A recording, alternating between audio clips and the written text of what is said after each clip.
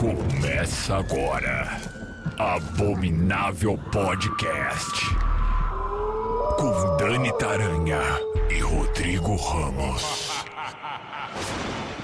Oi, gente, esse é o Abominável Podcast, Dani Taranha por aqui, com o Rodrigo Ramos. Olá, Rodrigo. Saidinha, né, pra vir gravar aqui esse episódio especial.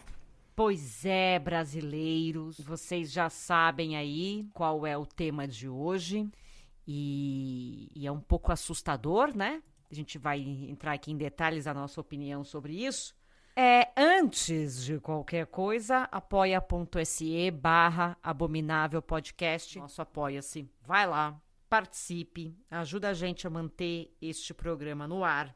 Você pode fazer isso através do nosso Apoia-se e também através da compra das nossas camisetas, porque nós temos uma linha de camisetas, são 5 estampas autorais exclusivas e você encontra no link que está nesse episódio e também no link que está no Instagram, tanto meu, quanto do Rodrigo, quanto do programa. Então, quando você adquire este grande produto, você ajuda a gente a manter este podcast no ar. E você faz parte desta comunidade de abomináveis que agora tem até um uniforme, né? Indumentária, né? Uma indumentária. Você vê, a gente é muito chique.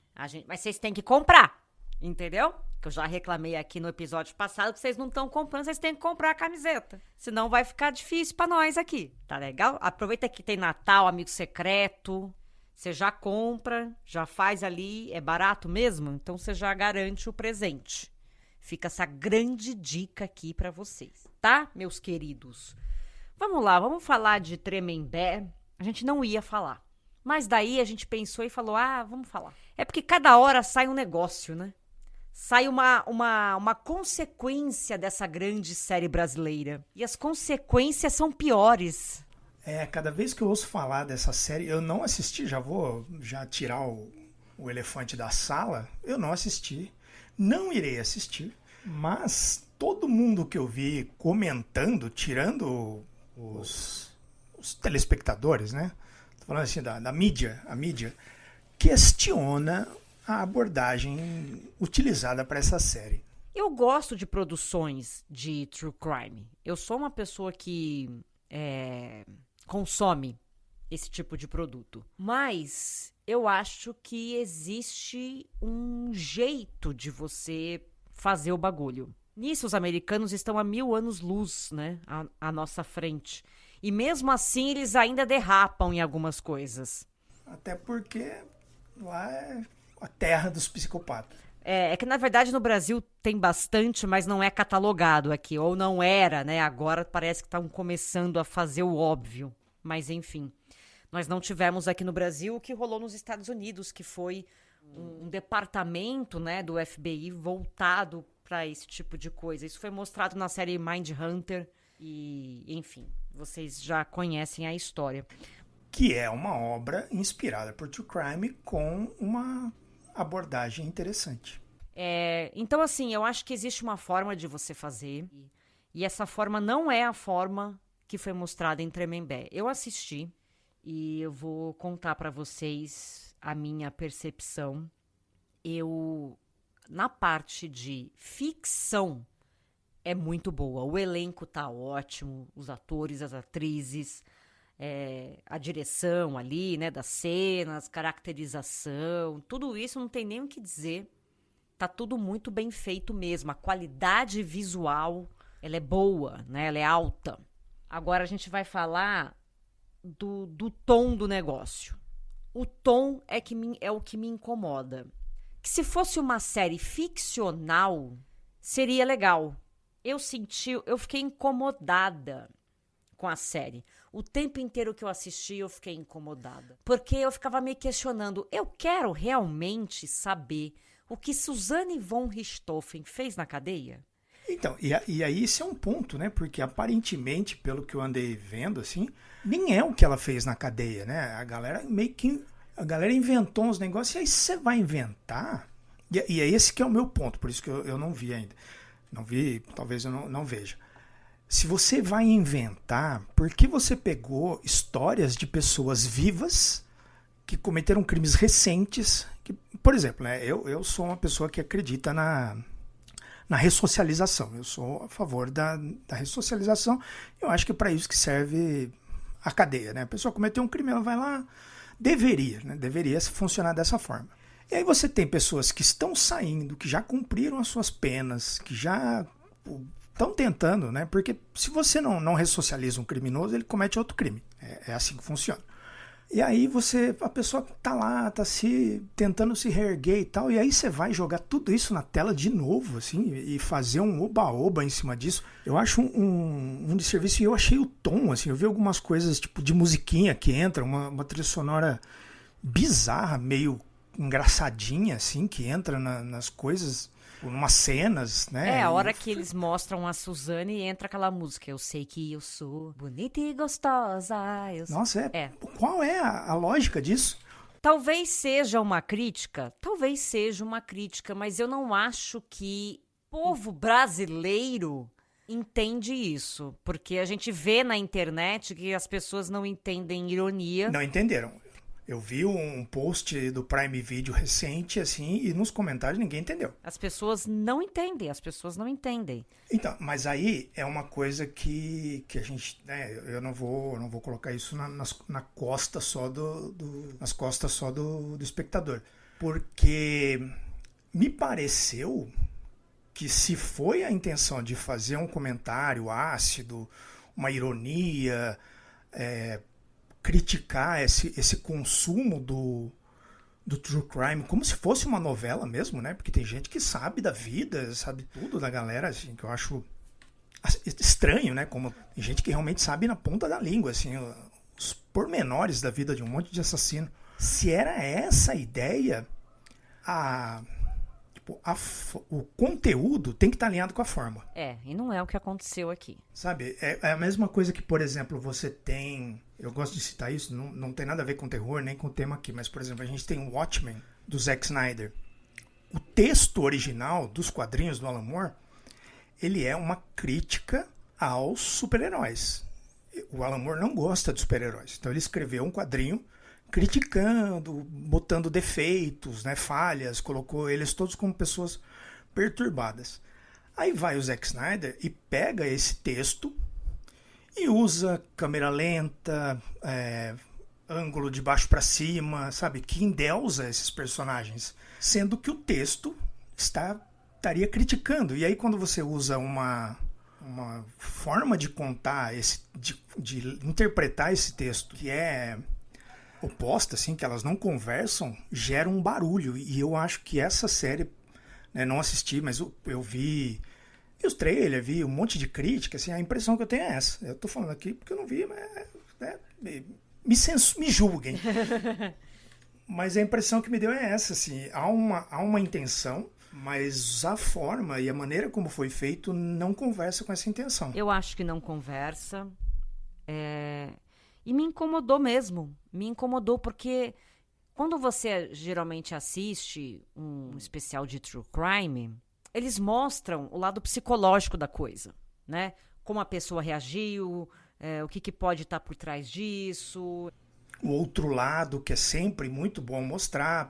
E Tremembé ficou muito focado nesse dia a dia na cadeia, que é isso que você falou, que virou uma novela. Virou uma malhação, entendeu? Exato, todo mundo quer ver quem comeu quem. Exato. E assim, crimes horrorosos. As pessoas que estavam lá, cometeram crimes horrorosos. E aí a gente tá curtindo esse reality show, como se fosse um Big Brother Brasil da cadeia, e tendo os seus preferidos, e tendo não sei o quê. É muito complicado isso. Eu achei o tom muito errado de Tremembé. Uma pena, porque a produção é boa mesmo, os atores estão muito bem, mas o tom é completamente equivocado. E duas coisas me incomodaram por enquanto, né? Porque tá reverberando ainda a história toda. A primeira é que a gente teve aí a grande notícia do paradeiro de Christian Cravinhos, que eu não queria saber onde estava. Pois é. Não me interessava em saber. né, se ele tem rede social ou não, mas sim, ele foi pra rede social reclamar que falaram que ele tava usando calcinha e beijando o homem, que era mentira. E aí teve que o outro lá provar que era verdade, mostrou a calcinha, mostrou... Tudo bem matar um casal a pauladas, mas... Isso que eu fiquei chocada, tipo assim, o cara, ele não tá com vergonha que ele matou 2 pessoas a pauladas, ele tá com vergonha porque ele foi retratado num romance gay. E aí o cara vai pra rede social reclamar. Isso é complicado, porque você coloca essa...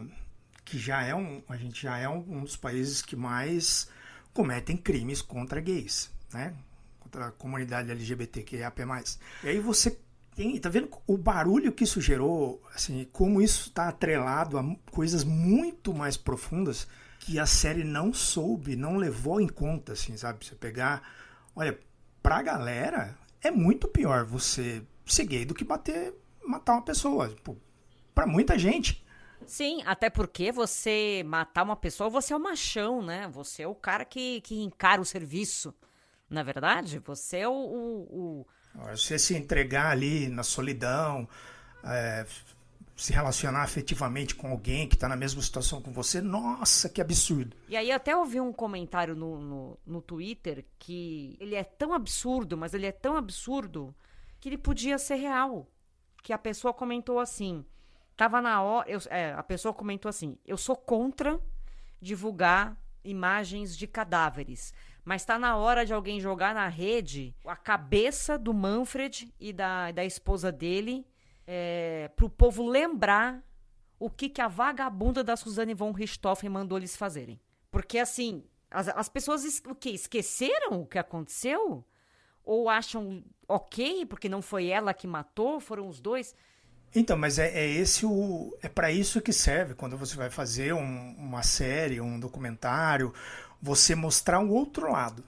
Quando você foca ali, a gente pega aí Prison Break, Orange is the New Black, você foca ali dentro, na vida desses...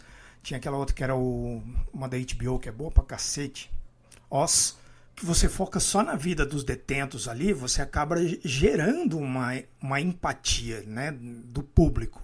Porque você está focado ali nos conflitos e nas tretas daquelas pessoas. Agora, são ficções, né? Aí você pega e traz isso para a realidade e não mostra o outro lado. Eles citam, né? Eu vi que eles fazem uns flashes assim. Tem umas mini reconstituições, assim, momentos. Parece um textinho embaixo e mais nada, assim. Você tem que mostrar outro lado para que a pessoa decida se ela vai, né, para ela ter essa noção. E aí você equilibra as coisas. Você joga pessoas reais para você conviver ali com elas, né, né, entre aspas ali, nesse dia a dia e tal. Você tá colocando o público a favor dessa galera. E eu nem tô dizendo que você, se você tem alguma empatia ou não, você tá errado. Eu tô dizendo que para uma obra de ficção de grande alcance, isso tem que ser feito de maneira muito cuidadosa. Exatamente. E aí a Suzane tá vendendo coisas, né, na internet. Ela tem um Instagram, ela vende chinelo, não sei o quê. Ganhou lá 80 mil seguidores e aí escreveu lá no Instagram uma carta de agradecimento às pessoas que estão apoiando ela. E aí sim, dá vontade de mostrar a foto mesmo do crânio dos pais dela para vocês lembrarem quem é essa pessoa. Agora eu vou falar o seguinte, não é que, assim, aos olhos da lei, a Suzane, os Cravinhos, os Nardoni, tá tudo certo. E é direito deles estudarem, é direito deles trabalharem. Ok, isso tá legal, tá tudo bem. Não é isso que a gente tá criticando aqui, que eu tô criticando. O que eu tô criticando é que estão transformando esses personagens em pessoas com uma relevância para a sociedade. E eles não têm essa relevância, eles são assassinos. Se esse país fosse um país sério, eles estavam presos, prisão perpétua, eles não estavam vendendo chinelo em rede social. E uma coisa assim também, quando você começa a expor essa galera de novo, você prejudica também todo o processo de ressocialização da galera, porque, né, Você tá ali na moita reconstruindo a sua vida, sei lá, por que motivo, né? Você cometeu um crime X, tem lá as suas razões, né? Seja lá quais forem. E aí você passou por isso, você cumpriu a sua pena e você tá reconstruindo a sua vida na miúda. E alguém joga você toda hora na televisão. Quem não conhece vai acabar conhecendo. Eu nunca tinha visto, não sabia a cara dos meninos que estavam com a Suzane. Agora eu sei. Pra quê? Vale lembrar que Suzane von Richthofen é psicopata. Ela tá adorando a exposição que vocês estão dando pra ela. Ela tá amando que ela tem um monte de seguidor. Ela ama, porque ela só pensa nela. Ela é psicopata. A internet é isso. Bom, não deixa de ser. Mas as consequências disso tudo. O coitado do irmão da Suzane tá aí recluso num sítio, no meio do mato, sem internet, para conseguir lidar com o que aconteceu. Então, quer dizer, a gente tá isolando o irmão dela, que é vítima, e estamos abraçando a assassina. E quando você expõe esses crimes de novo, as vítimas que não superaram, elas são expostas novamente àquela violência que elas passaram. E eu vi esses dias uma entrevista da mãe da Isabella Nardoni. Ela seguiu a vida, óbvio, né, do jeito que dá pra seguir.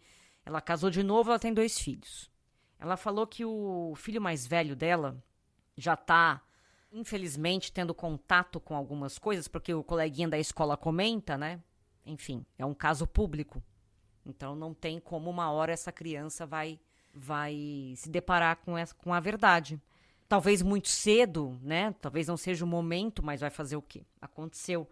E esse menino, o filho dela, estava chorando porque ele estava com medo que o pai dele matasse ele. Porque o menininho na escola falou que o pai da Isabela matou ela. E agora o filho dela tá com medo que o próprio pai mate ele. Tem noção a merda que é isso na cabeça de uma criança? Eu realmente não entendi. Assim, eu entendi, né? Quiseram se aproveitar dessa coisa toda do true crime, que eu nunca fui fã, né? Eu assisto algumas coisas assim por curiosidade, mas realmente não consegue entrar na minha cabeça como, sim, para mim eu não entendo. Mas eles erraram feio. Erraram. Uma pena, de verdade. Qual é o limite, né? Até onde você pode ir dentro desse universo do true crime? Qual é o limite ético de estudo e tal? Ah, e vale lembrar, quem acompanha True Crime, tem um canal chamado Investigação Discovery, que é True Crime o dia inteiro. 99% dos episódios são contados pelas vítimas. Os outros 1% é da polícia. Que é o quê?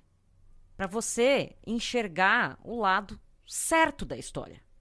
E não ficar pagando pau para bandido, né? Infelizmente, é o que acontece. É o que está acontecendo e me preocupa muito. Mas enfim. The holidays mean more travel, more shopping, more time online, and more personal info in more places that could expose you more to identity theft. But LifeLock monitors millions of data points per second. If your identity is stolen, our US-based restoration specialists will fix it guaranteed or your money back. Don't face drained accounts, fraudulent loans, or financial losses alone. Get more holiday fun and less holiday worry with LifeLock.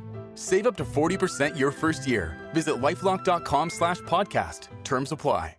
Sigamos, porque neste programa hoje... Vamos aí limpar o ambiente, né? Jogar aqui um confete para subir a vibe do... Uma serpentina, alguma coisa. Porque a gente vai trazer aqui filmes de terror que se passam em cadeias, em prisões, pegando uma carona na cauda desse cometa aí. A gente vai dividir a cela aqui com... Na ficção, que é onde é legal, tá?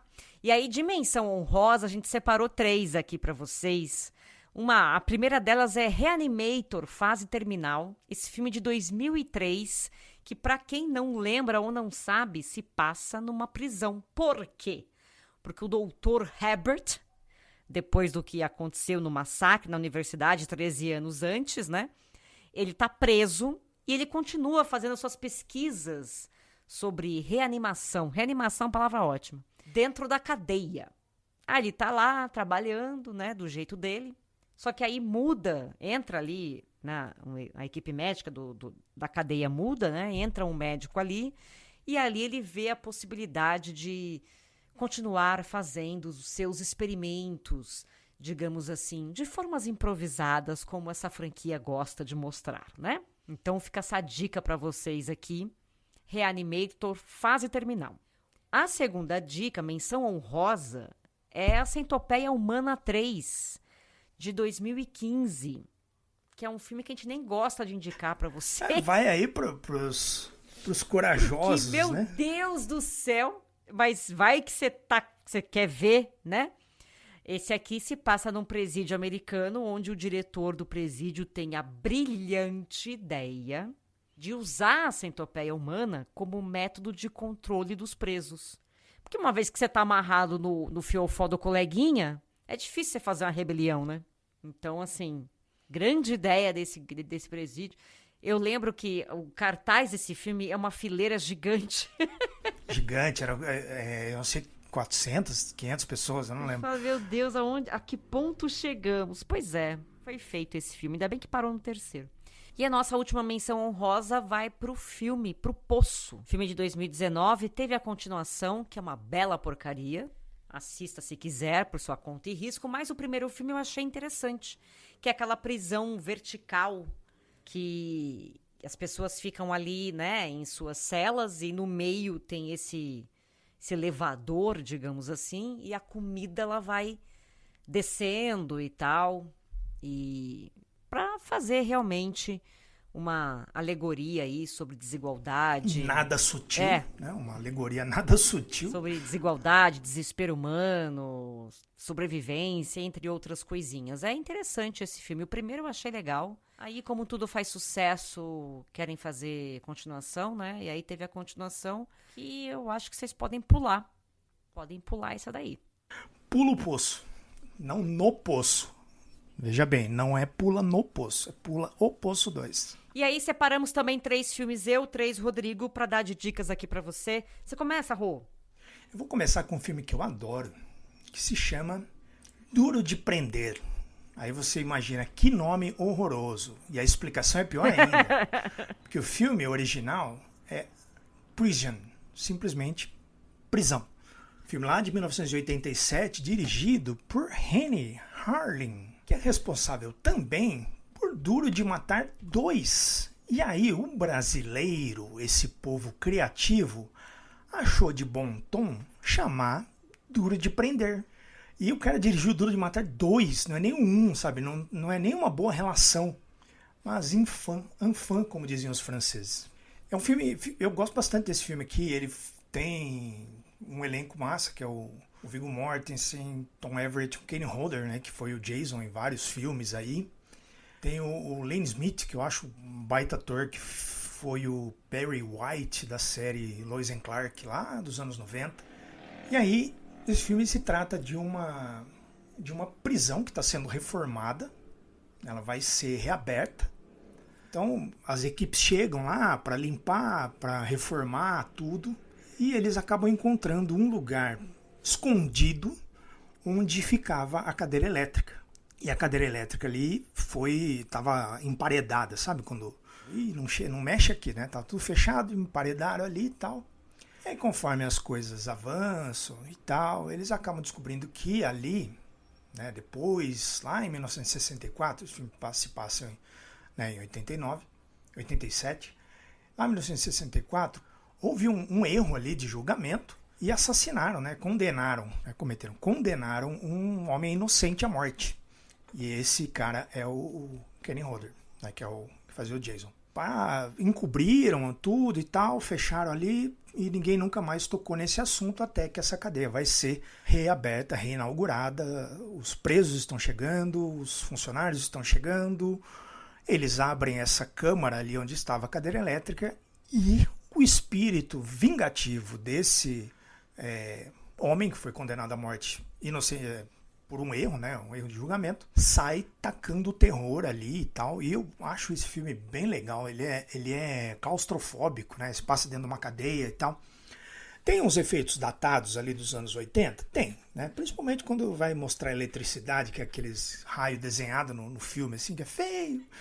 Mas a história é legal, assim, eu gosto dessa coisa de colocar os vilões, trocar um pouco o papel, sabe? Você tem um cara que é inocente, que tá ali, que foi morto, tem a polícia, e aí você mistura tudo, e você não sabe mais para quem você vai torcer e tal, né? E nesse caso, por ser uma ficção, a gente pode aceitar esse tipo de situação, porque bagunça tudo ali as cartas e fica um filme bem massa, assim. É um filme de 87, passou muito no Cine Trash e hoje está disponível na Darkflix, porque eu revi ele ano passado pela Darkflix. Aproveitando, já que você citou a Darkflix, vamos falar rapidamente de Darkflix Plus, que é o único serviço de streaming deste país, focado em filmes de terror, ficção científica e fantasia. Faça que nem o Rodrigo, tenha a sua assinatura e veja filmes lá, porque tem muita coisa legal, o catálogo é gigante.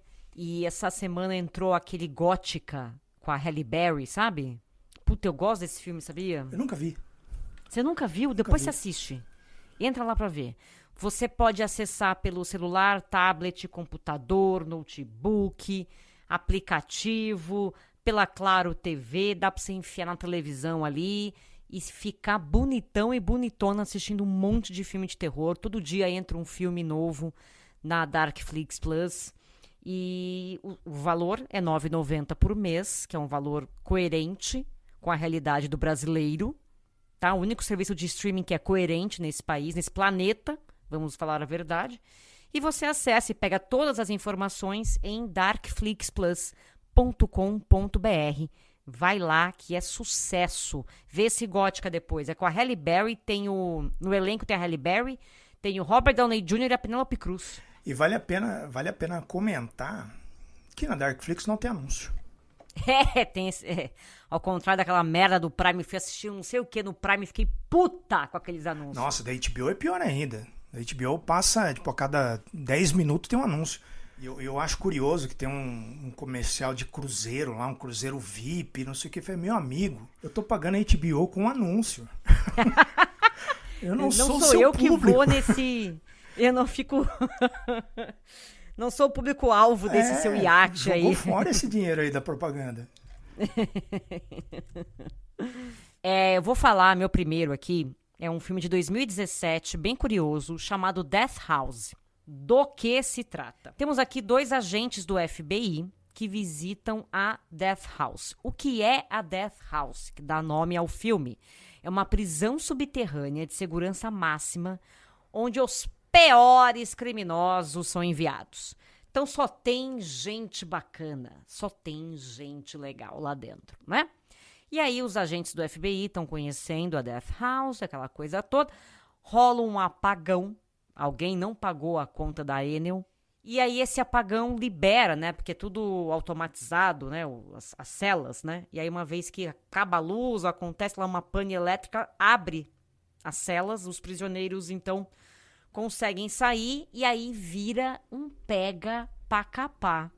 E essa dupla aí, né, esses agentes tem que tentar sobreviver ao mesmo tempo que eles vão descobrindo ali, porque, enfim, vão andando, né, ao longo ali da cadeia, vão conhecendo as alas, os segredos, os papéis de quem domina o negócio, eles vão descobrindo que esta prisão, na verdade, ela é um experimento do governo para estudar o mal humano.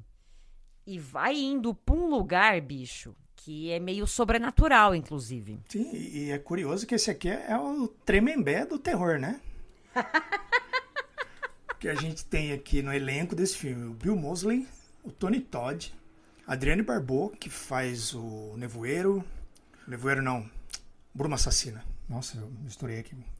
Que é The Fog, né? Mas é o Bruma Assassina. Tem o Kenny Hodder aqui de novo. A gente já citou ele na minha dica anterior. Tá aqui, que é o Jason. Tem o Gunnar Hansen, que é o Leatherface original. Que escreveu, inclusive, o filme. Tem a Jill Wallace, que faz o Grito de Horror, se eu não me engano. A Barbara Crampton. E o saudoso Sid Haig. Tá vendo? É o Esquadrão Suicida. Exatamente. Só os vilões dos filmes de terror aqui. Na verdade, quando esse filme saiu, e foi legal você ter citado o elenco, porque ele tem esse lance também de ser uma homenagem aos filmes de terror dos anos 80, 90. É interessante. Eu, se fosse vocês, procuraria ir para assistir. Nossa, tem também um ator que eu gosto bastante, que é o Michael Berryman. É aquele grandão careca que é do Quadrilha de Sádicos. Lembra dele? Tá vendo? Mais um. Ele... Vocês vão lembrar, ele tem uma condição que não nasce cabelo nem unha. Eu não lembro agora qual é a condição que ele tem, né? Mas ele tem essa... É uma figuraça. Ele tá naquele O Rapto do Menino Dourado, lembra? Sim. Ele é um dos capangas lá. Então tá vendo? É só gente maravilhosa nesse filme. Essa grande homenagem, essa grande roucura. Procurem Death House porque é legal. Teu próximo, Rô? Eu vou falar aqui de um filme, né, que vocês já devem estar esperando que eu traga ele pra cá, que é Alien 3. Essa delícia de filme, dirigido por David Fincher, um dos melhores diretores de sua geração, dos melhores em atividade, que é o terceiro filme dessa franquia que eu amo, que muita gente torce o nariz, mas eu acho um baita de um filmaço, principalmente por conta do seu clima opressor e bad vibe, que continua a história a partir do Aliens o Resgate, mostrando o triste destino da Ripley, da Newt e do Higgs, que é aquele soldado, né, o único sobrevivente ali que ele sobrevive com ácido, né, espirrou na cara dele e tal, e o androide Bishop. Durante a fuga, né, eles entram nessa cápsula de fuga, né, no Alien 2, e aí a gente não sabe para onde eles vão. No terceiro filme mostra que essa cápsula deu defeito, caiu num planeta prisão, matou todo mundo, menos a Ripley. Aí os presos lá, a equipe desse planeta prisão resgata ela, leva ela pro prédio lá, o principal, né, da administração e tal. E lá eles vão descobrir que não foi um defeito que causou a queda da nave, da cápsula, mas sim havia junto com eles um facehugger que acabou causando um problema ali, né, com ácido e tal, e aí fez com que a cápsula acabasse caindo. Esse facehugger se prende, aí vocês vão escolher qual a versão que vocês querem. Na versão de cinema ele se prende a um cachorro, e na versão do diretor, que é muito melhor, ele se prende a um boi, um iaque, sei lá que animal que é aquele, parece um búfalo. E aí ele é um alien diferente, ele anda de 4, assim, rápido pra caramba e tal. É muito massa o design desse alien específico aqui. E aí a Ripley, né, os presos começam a desaparecer, coisas começam a acontecer. A Ripley, eu acho que conheço esse modus operandi, sei o que tá pegando. Ela vai investigar, descobre que havia um alien na nave e que agora ele tá solto nesse planeta prisão. E aí, né, enquanto ela tenta resolver isso, enquanto se envolve em tretas com presos que estão lá há muito tempo sem ver uma mulher, né, tem várias questões ali muito, muito interessantes, né, de como tem uma religião, né, um dos presos lá, ele meio que criou uma religião entre eles lá, ele acaba tretando com ela porque coloca ela como sendo um anjo caído ali, né, no presídio, que vai tentar os homens dele que está tentando conduzir a uma vida melhor e tal. É muito bom esse filme. Eu não sei porque as pessoas acham ele fraco. Eu entendo que ele não tenha a mesma ação dos anteriores, mas a história é legal e tem um final muito depressivo, né? Que não vou contar aí, porque agora tem muita gente que está descobrindo esse universo agora. Vale a pena vocês conferirem e verem por si mesmos. Mas eu amo esse filme. Foi o primeiro Alien que eu vi no cinema e vou defendê-lo até o fim dos meus dias. Meu próximo é um filme que já falamos aqui uma vez ou algumas vezes, mas é sempre bom lembrar de Last Shift, que eu acho que é o último turno, né? O último turno, filmaço. Esse aqui saiu em 2014. Tivemos um remake feito pelo mesmo diretor em 2023, chamado Malum, que não faz o menor sentido. Não faz. E, curiosamente, ele fez com mais dinheiro, com mais renome e ficou pior do que o original. Não, gente, sinceramente, eu não entendi nada do que aconteceu aqui. Mas tudo bem, vamos falar do original. Last Shift, de 2014. Muito legal esse filme. Conta a história de uma policial novata, a Jéssica, que ela tá assumindo o primeiro plantão dela numa delegacia. Ela tá vigiando sozinha uma delegacia que tá desativada ali à noite e tal. Tem que ficar ali de butuca. Tem que ficar olhando tudo. E aí, durante a noite, coisas estranhas começam a acontecer. Vozes para um lado, aparições por outro, uns negócios se movendo que não era para se mover. Começa a ficar esquisito o bagulho ali. Aí, papo vai, papo vem, ela descobre que essa delegacia abrigou o líder de uma seita e suas seguidoras. Um culto satânico, né? É meio que como é que chama lá? Um Charles Manson, né? Com a sua família. Isso, tipo um Charles Manson ali. E durante a estadia, vamos assim dizer, dessas pessoas nessa cadeia, rolou um suicídio, né? Rolou uma desvivência dessas pessoas nessa cadeia. E aí, ela fica nessa dualidade. Será que o que eu estou vendo é real ou será que eu tô estressada, né? Porque realmente, meu primeiro turno aqui, sozinha, plantão, à noite, justamente nesse local aqui, onde pessoas que cultivavam o capeta... Cultuavam. Cultuavam. Eu falei, cultivavam? Como se eu estivesse plantando. Meu Deus do céu, ele tá plantando o demônio. Que é o que ele queria fazer, na verdade, né? Plantar o demônio em cada um de nós, né? Mas, na verdade, cultuavam. Essa é a grande palavra. Vocês não riem, não, tá? Porque a menopausa, ela chega pra todo mundo. E quando a menopausa chega, o seu cérebro, ele se dissolve. É um negócio impressionante. Some as palavras. E eu não trabalho falando, então pra mim é tranquilo. Ainda bem. É super tranquilo. É uma animação, cada dia é uma surpresa. Mas, enfim, ela fica nessa dúvida. Será que eu tô vendo o fantasma desse bando de gente maluca que morreu aqui? Ou será que eu estou biruleibe porque estou estressada? E aí, vocês vão entender quando o filme acaba. Não vou contar o final para quem nunca assistiu, mas ele tem um final bem interessante. Bem filmaço. Gosto bastante. O remake você esquece.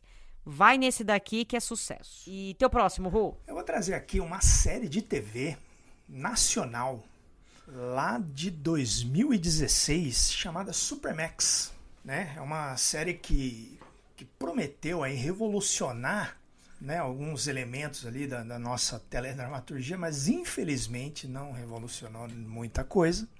Ela tem uma ideia muito boa, mas a execução tem alguns problemas. E aí vai de vocês, se quiserem conferir. Eu acho que vale a pena conferir por conta de todo o contexto, por ser uma obra assumidamente de terror, né, do nosso audiovisual, feita por um grande canal de comunicação, que é a Globo, né? Ele está disponível no Globoplay, se eu não me engano. Podem dar uma olhada lá. Do que se trata isso aqui? Essa série ela mistura um pouco de ficção e realidade, né? E mostra um grupo de participantes, acho que se eu não me engano são 12 participantes. Eles estão participando de um reality show que está sendo gravado numa penitenciária de segurança máxima que está desativada lá no meio da floresta amazônica. Aí beleza, né? A gente não sabe quem são aquelas pessoas, começa meio Lost, assim, né? Joga um monte de gente lá, algumas pessoas se dão bem, outras nem tanto. E aí a gente vai descobrindo aos poucos o que leva cada um deles a participar desse reality show. E eles estão concorrendo a um prêmio de R$2 milhões. Tudo bem, até que no primeiro dia, né, assim que o programa estreia, no primeiro dia de confinamento, a equipe de produção desaparece. E fica todo mundo lá preso no meio da Amazônia, numa penitenciária abandonada de segurança máxima, sem ninguém, sem saber o que está acontecendo. E eles estão lá e eles vão tentar sair, tentar descobrir, né? Aí a série toda se desenrola a partir dessa luta deles para escapar de lá e sobreviver e tentar entender o que está acontecendo.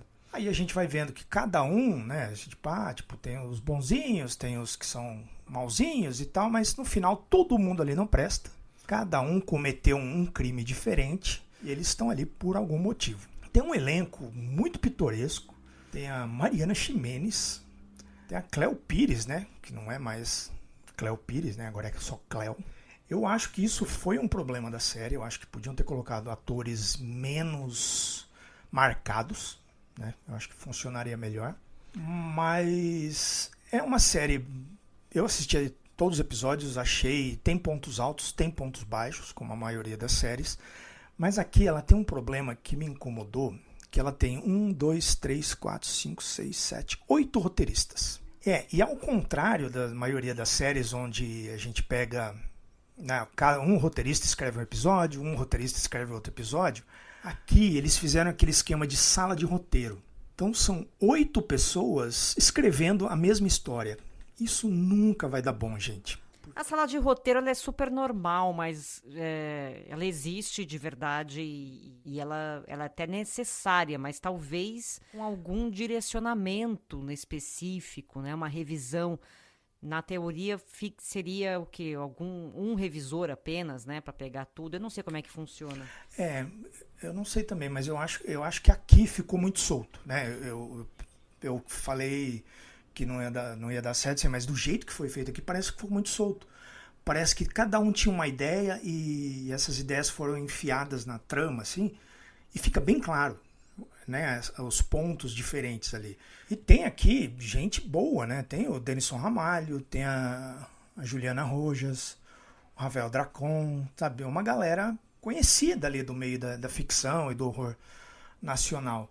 Só que parece que do jeito que foi montado ali, cada um fazia uma parte e depois juntava, sabe? Isso fica muito claro na série conforme você vai assistindo, assim, porque tem algumas coisas que não resolvem, tem outras coisas que, em vez de resolver a anterior, entra uma coisa nova, sabe? Tem algumas coisas que ficam meio bagunçadas. Mas eu acho interessante, acho uma proposta muito ousada da Globo. Infelizmente, a proposta era ousada demais e faltou um pulso mais firme ali para segurar isso tudo, né? E ter assim, a gente quer sair daqui, aqui. E aí você dá para essa galera escrever, né? Eu acho que faltou talvez uma linha narrativa ali, uma espinha dorsal para conduzir toda a história, sabe?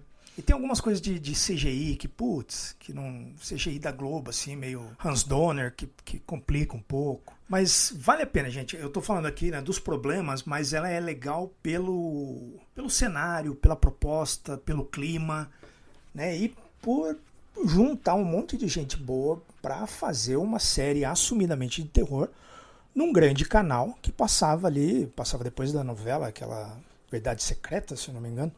Passava depois daquilo ali e deu o que falar na época, assim. Eu acho que havia uma proposta de continuar e tal, mas não sei se não rendeu o que esperavam, se a repercussão, assim, porque rolou um estranhamento, né, do público e tal.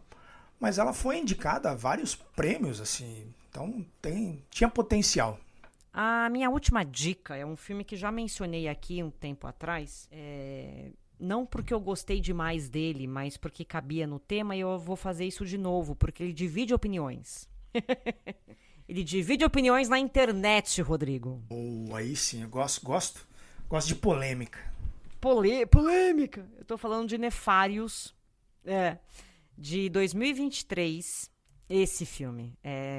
Ele divide. Tem uma crítica minha em algum lugar aí, não me lembro aonde, mas tem. Do que se trata Nefários?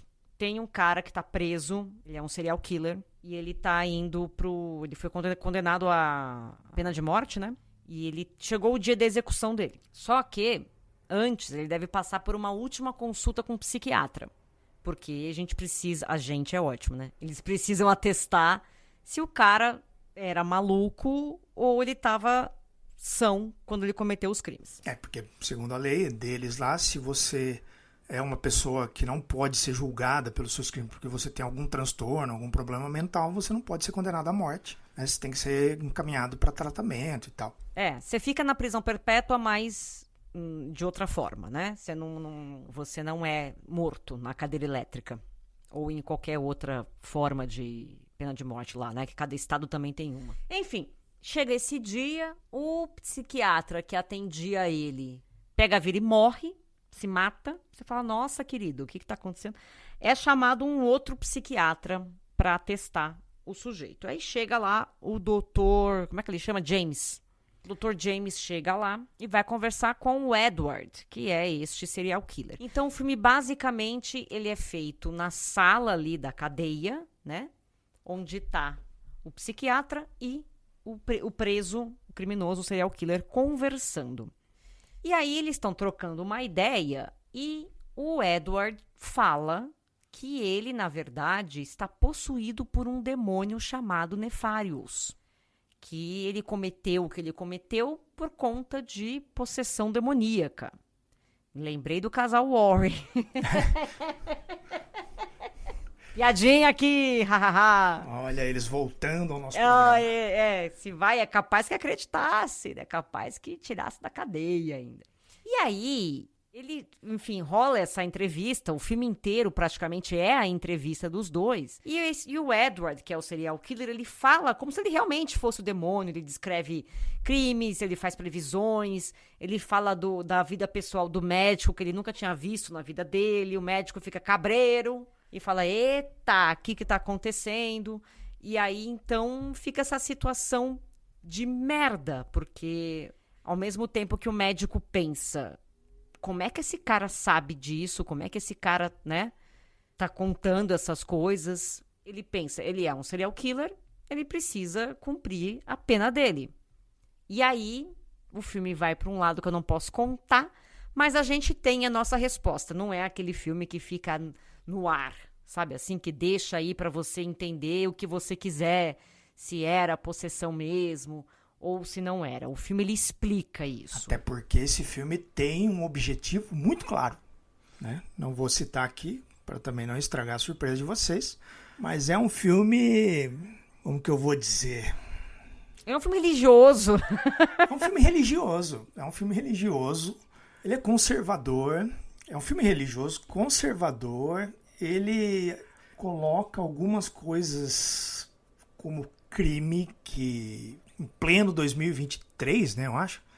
Ai, gente, é complicado, né? É assim, eu gosto de como o filme leva a história inteira ali com esses dois caras conversando. Eu acho os diálogos e os dois muito bons. Mas conforme o filme vai desenrolando e você vai entendendo o que ele tá querendo fazer ali, o que ele tá querendo te mostrar, sabe, te convencer de alguma coisa ali, aí ele me perdeu assim, mas me perdeu grandão. Ele digamos que ele é partidário. É um filme conservador, é um filme quase ali reacionário, quase não, é um filme reacionário, né? Ele tem uma discussão ali entre o cara e um dos pecados dele ali, entre bastante aspas, que olha... Mas eu acho que ainda assim vale. Por isso que você falou, que como a gente tem noção, a gente consegue diferenciar, né? E falar, ok, esse texto é bosta, mas a ideia é interessante. Porque a ideia realmente é interessante. Eu acho que ele descamba no final mesmo, E segura, ele consegue segurar e vai até o final. Então ele tem um ritmo bom também. É que tem algumas coisas ali no roteiro que é complicado. Mas... para vocês entenderem, esse cara que diz que é o demônio, ele começa a confrontar o psiquiatra, jogando coisas para ele que ele fala, mas como é que ele sabe disso, né? E aí ele vai trazendo pecados ali, entre muitas aspas, né? Desse psiquiatra e tal. E olha, assim, os pecados desse cara são dele pequenos, né? Sabe, se pegar se você for ver bem, né? Se for ver bem ali... E aí eu fico tentando entender, tipo... Se o cara é o demônio, você tá jogando contra o seu próprio time, né? E aí é isso que eu não entendi até hoje. É que falta uma coerência ali de jogo, né? E aí você pega e joga na boca do demônio ali palavras que a gente escuta ali no nosso Senado, por exemplo. os congressos, né? No Senado nem tanto, mas no Congresso. A gente tá rindo de nervoso. É um filme polêmico, divide opiniões, e a gente trouxe aqui pra você assistir e você ter a sua. Tá a sua, Afinal de contas... Todos os filmes que a gente traz aqui sempre, né? A gente tem a nossa opinião.